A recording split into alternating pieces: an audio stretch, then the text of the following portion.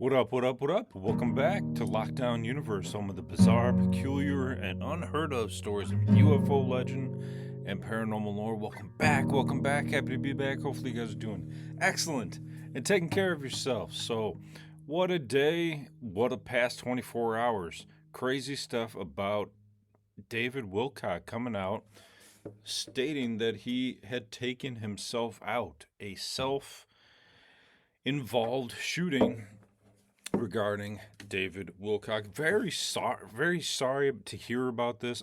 It's so sad.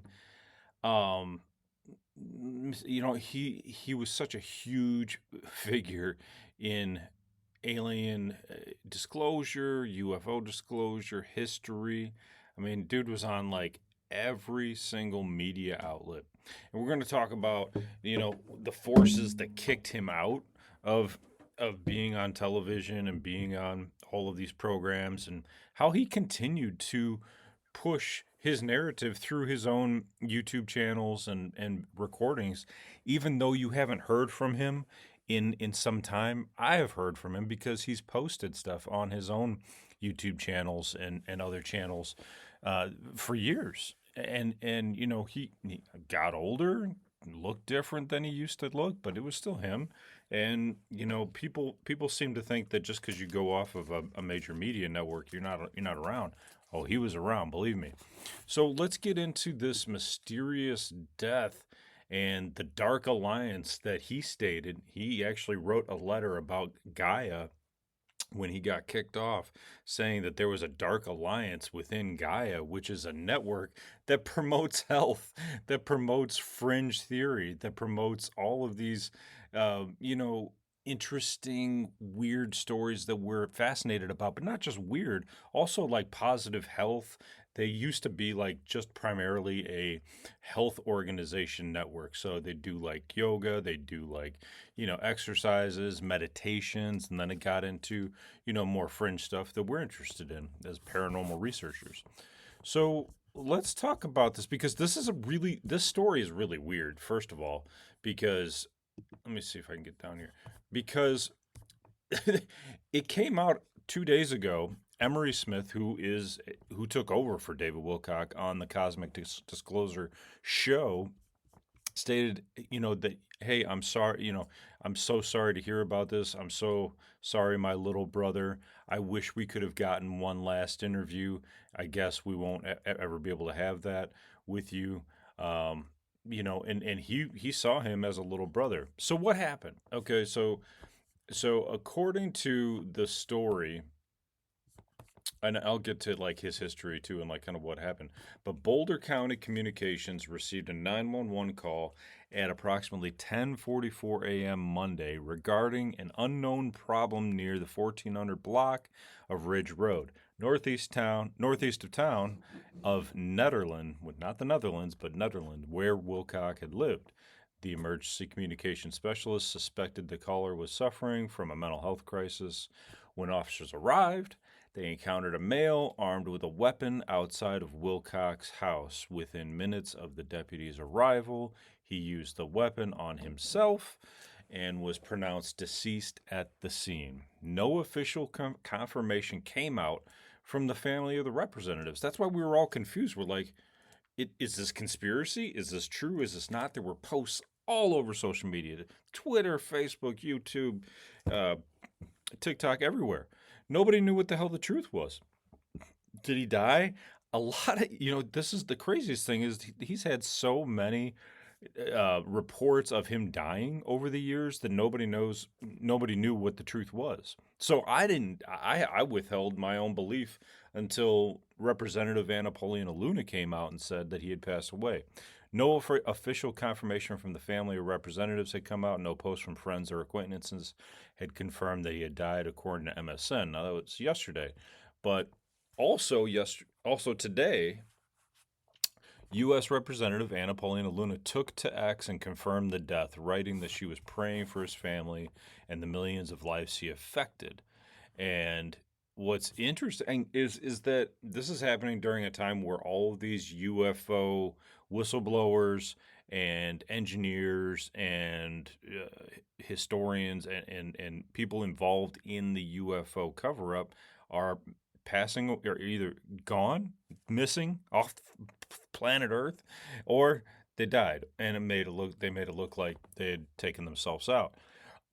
Now, one other coincidence that's interesting is that a biographer about Wilcock, Winfrey, had died 2 days earlier, just 2 days earlier. A coincidence that basically just lit up the entire conspiracy community. Okay, so this timing is just really weird in the fact that Donald Trump wanted to let all of this information out. He commanded Pete Hegseth, the Secretary of War, to release all this UFO information, and now all these people are passing away. Now, I'm not going to talk about all the other people because everybody else is doing that. I want to talk about David Wilcock specifically because if the story is that the police actually showed up to his house and then they saw him actually take himself out in the moment, then that leaves out any influence. Well, not necessarily influence, but any belief that somebody else did it physically.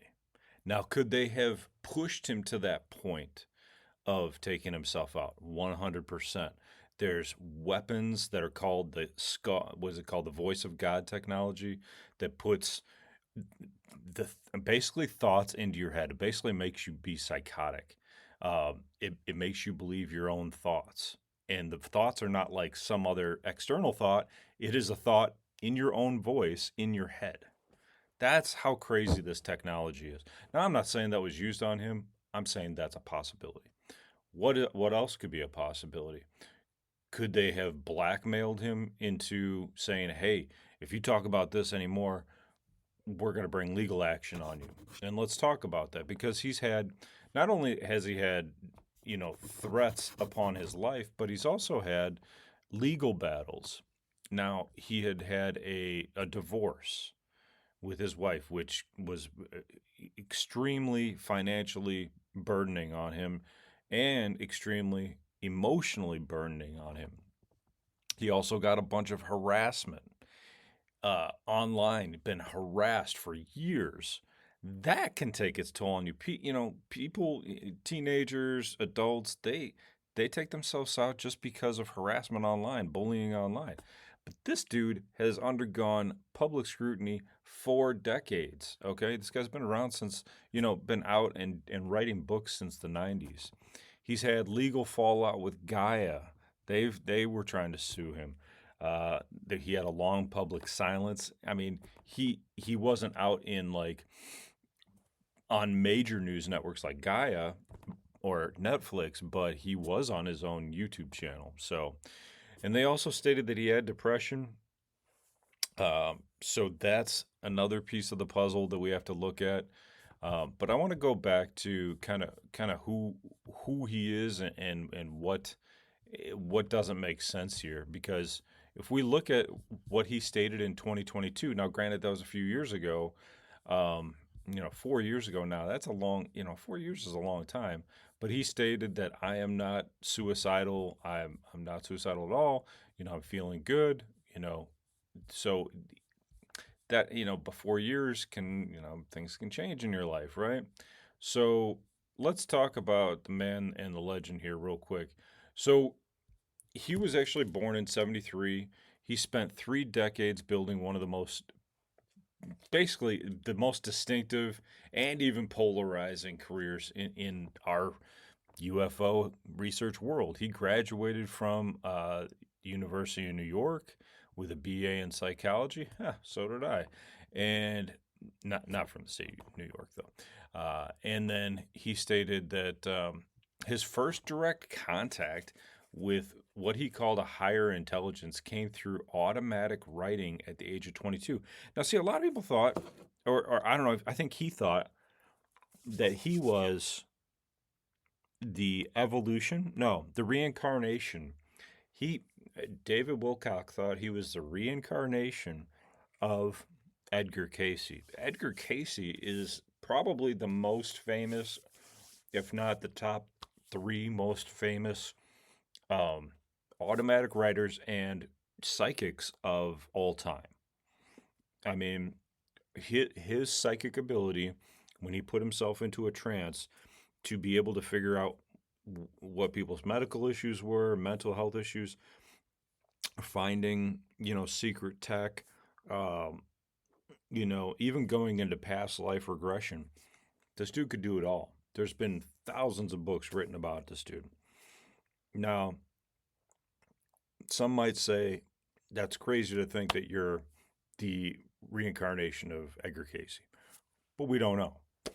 So from that point, he started writing at age 22 in 1995, and he never really looked back. He launched divinecosmos.com, which 1995. I mean, this is like the beginning of the internet, which became the hub for thousands of pages of free research on ancient civilizations. Why do you think ancient aliens wanted to bring him on? Because this dude had been doing it for decades already. So everybody knew who he was. Um, Not only was he doing ancient alien stuff, but he was doing consciousness science, and he was doing what's called the science of ascension. And that was really big, a huge part of his research was ascending, spiritually. How do we do that as a species? What do we have to do to achieve that? And a lot of people would say being of service to others more than 51%, because 50-50, more service to yourself means you're being selfish. More service to others meaning you're ascending spiritually. You're trying to help humanity. So he had a bunch of books that came out: The Source Field Investigations, The Synchronicity's Key. They were both New York bestsellers, New York Times bestsellers. He had 3 published books together that contained over 2,000 academic references covering sacred science, extraterrestrial life, the deep state, and what he claimed was classified information at 35 levels above the President of the United States.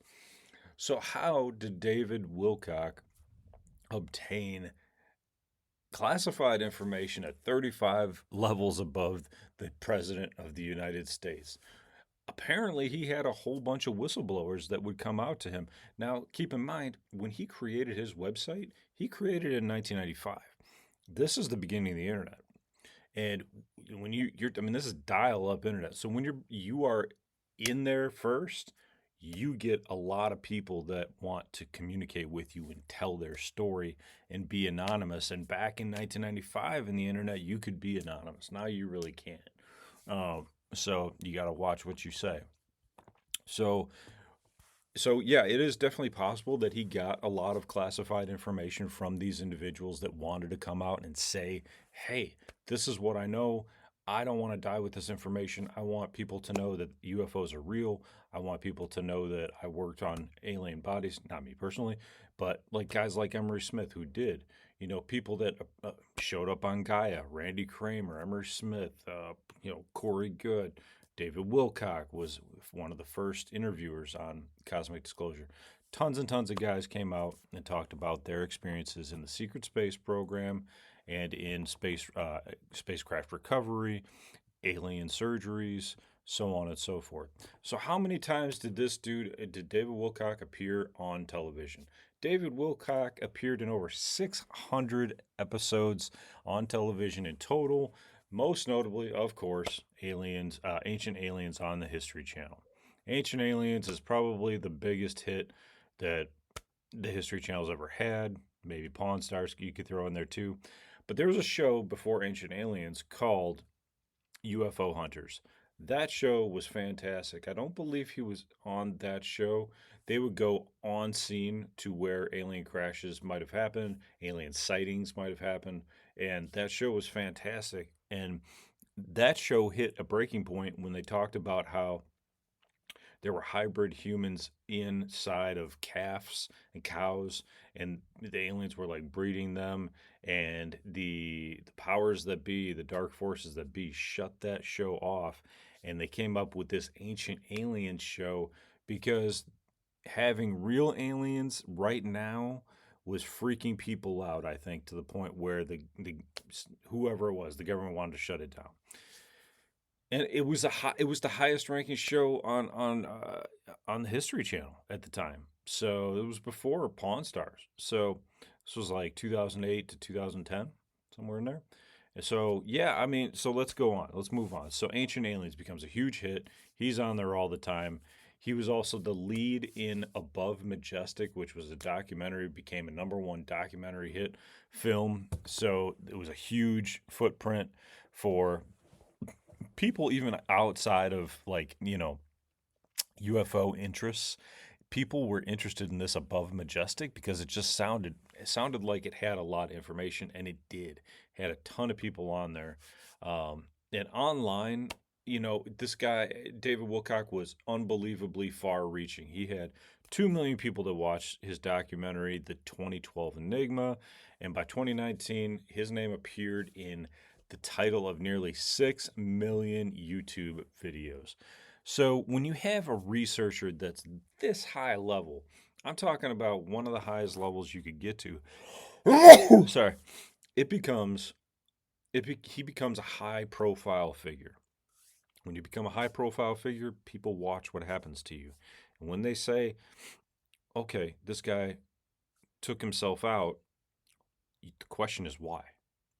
At this time, when all these people are disappearing, did he get information from somebody in the know that somebody was coming for him? Did somebody tell him that there's an alien invasion coming? He didn't want to deal with it. Did somebody tell him that they were going to pick him up and put him in prison and he was going to spend the rest of his life there? And he was like, I'm not doing that. I don't know. These are the questions. I mean, you don't just do it for no reason. There's a lot of reasons. And this guy was deep into whistleblower testimony, government cover up, government conspiracy, multi-planetary solar system conspiracy, and ascension. I don't know. Maybe he thought, this was the way to ascension. I mean, I'm not saying that that's the case, but I mean, there's lots of theories as to how to ascend. You can just look at multiple cults that you know tried to jump on the Hale-Bopp comet. There were cults that thought that if they did certain things, they would allow them to ascend to a higher level. I don't know, but I think for him, I think it could have been something pushing him. Something pushing it. There's lots of technology, like we talked about with the voice of God technology. But let's go a little bit deeper.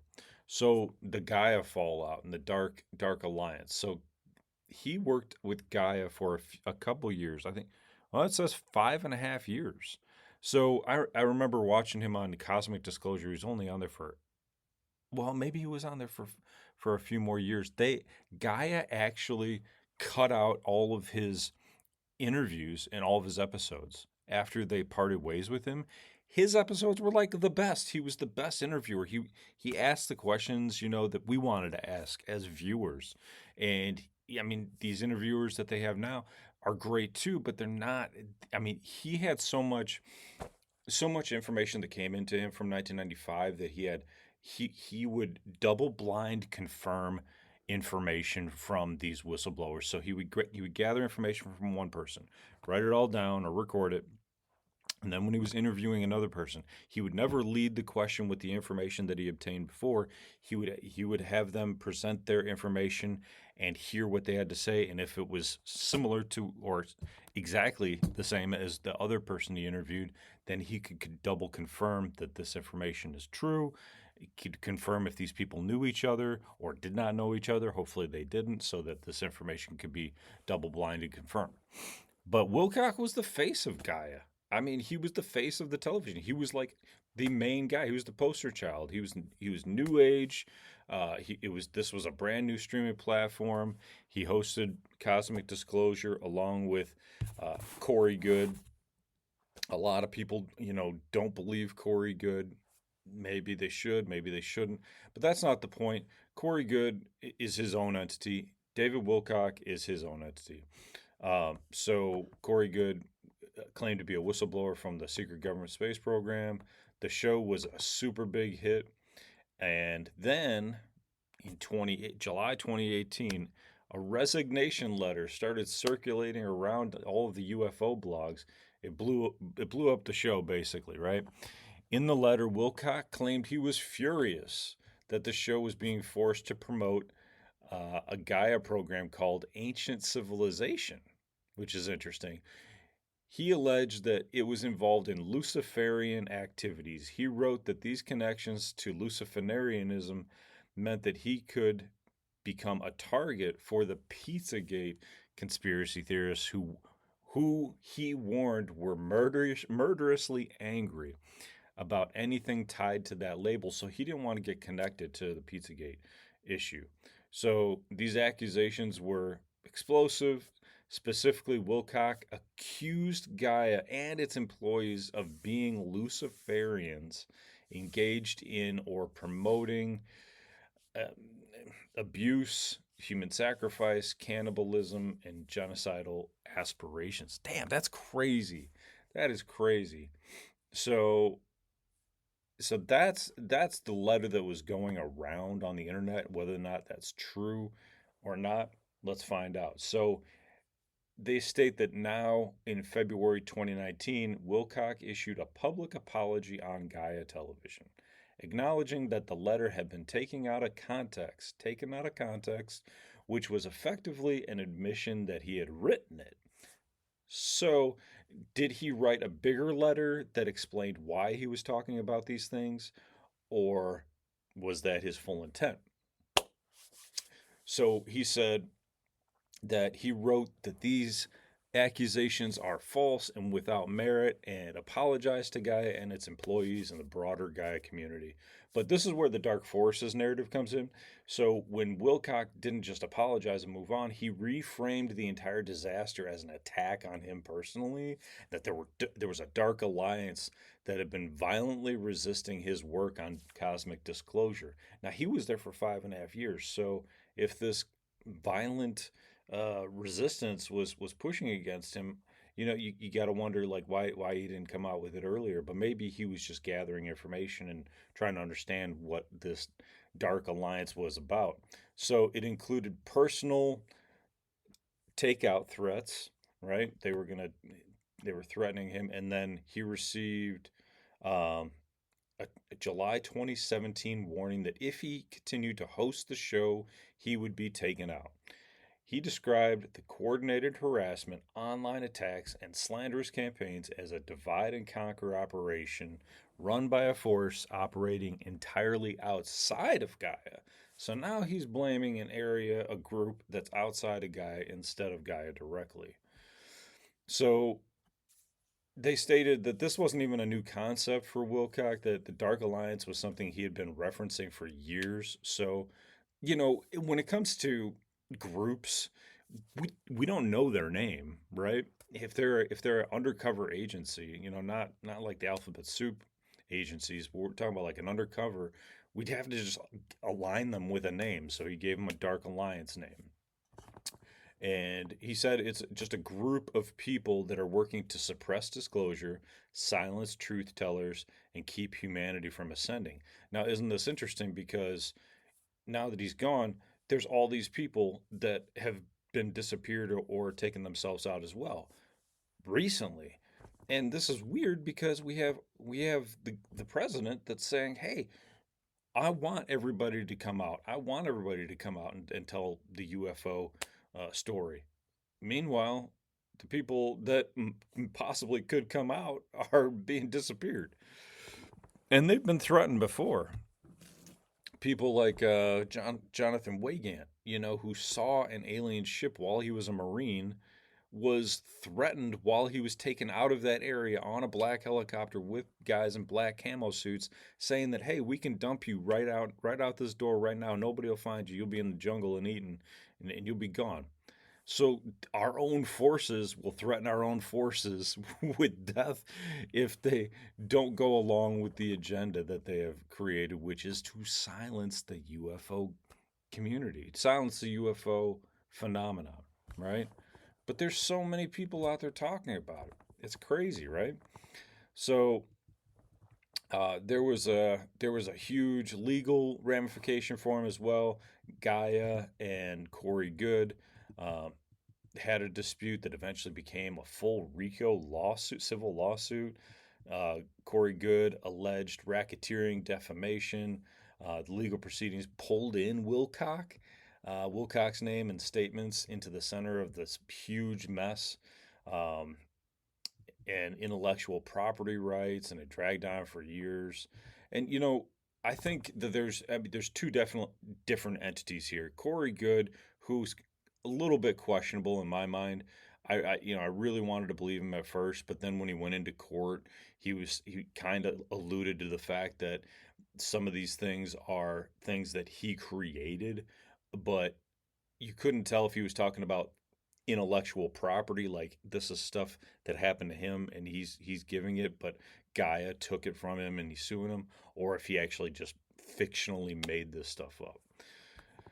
So I don't include Corey Good 100% with David Wilcock, because David Wilcock has tons of people in his network that he interviewed over the years. So the cruel irony is that a man who built this a huge world view around humanity ascending above conflict and darkness found himself trapped in one of these legal battles and one of the more ugly feuds of a network that was trying to promote all of this information out, and another individual who may or may not have been making things up. So that's the wild thing to me, and it's sad, but the real fact of the matter is that we have a great individual who did a ton of work in the UFO community, gave his life to the UFO community, and why he ended his life, we won't know now unless there's information in his house, and or a letter or something that comes out. I mean, that would be great to know why. Why did he do this? Why did he choose to do this? Um, a lot of people don't leave letters behind. Some people do, but a lot of people they're so inside of their own mind that leaving a letter behind is kind of like the last thing they're really thinking about, even though people deserve an explanation. His family, not us. He could do, his choice is his choice, but his family deserves to know, what was going on. Um, if he was really in danger, it would be good to know too. Now, could there be a cover up with that? If he was really in danger, could there have been a cover up? Maybe he did write a letter. Maybe it got covered up. Maybe it got blocked out. Maybe it got blocked out by the internet. The powers that be that have AI and can just continually search the internet for information that they don't want to get out, they can block it. Now you could say, "Oh no, that's not possible." Well, let me tell you. Back in the 1950s, when the government and other businesses communicated by ticker tape that came across through telephone lines across into an actual piece of tape that had a message on it. You might not know about that, but some of us older folks do. The FBI, when a ticker tape was coming across a news desk about a crashed UFO, the FBI sent out a message right after that. So they got the message and they're like, "Oh, we should publish this." The FBI said, "You will not publish anything about this, and you will shred this evidence." Isn't that interesting? If they can monitor ticker tape telephone lines back in the 50s, you bet your ass they can monitor telephone lines and the internet in the 2020s, especially 2026, especially with all the tools that they have. And this isn't new info. This is old info. This is Edward Snowden info from back in the day. So, what do you think? What do you think really happened to David Wilcock?